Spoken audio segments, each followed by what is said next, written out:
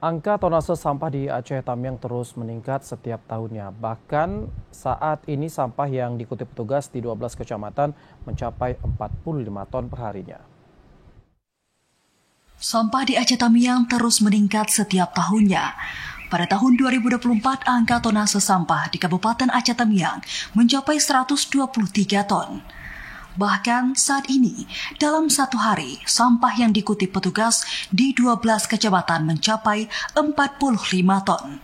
Kepala Bidang Pengelolaan Sampah Limbah Bahan Berbahaya Beracun dan Peningkatan Kapasitas Dinas Lingkungan Hidup Aceh Tamiang, Muhammad Husni mengatakan, saat ini sistem pemusnahan sampah di TPA seluas 6,2 hektar yang dilakukan pihaknya, yakni dengan sistem sanitary landfill atau dengan menimbun sampah lalu menutup dengan tanah menggunakan alat berat.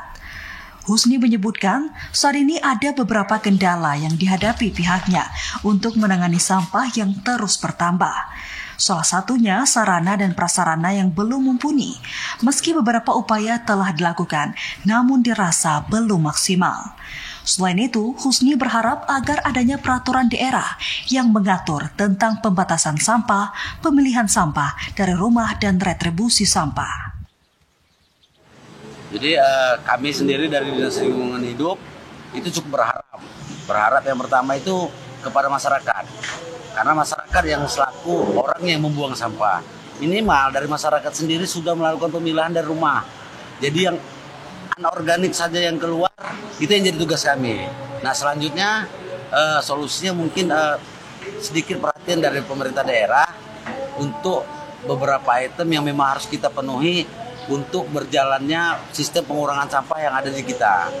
Karena tanpa ada dukungan dari daerah, keterbatasan biaya yang ada, nggak mungkin itu dapat terlaksana.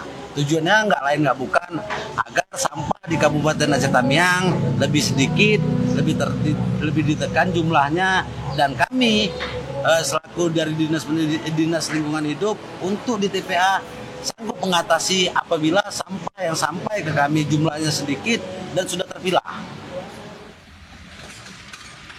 Husni menambahkan saat ini sarana prasarana yang ada yakni 12 kontainer sampah, 2 unit alat berat, mesin pengolahan sampah biji plastik, dan pencacah plastik serta mesin kompos.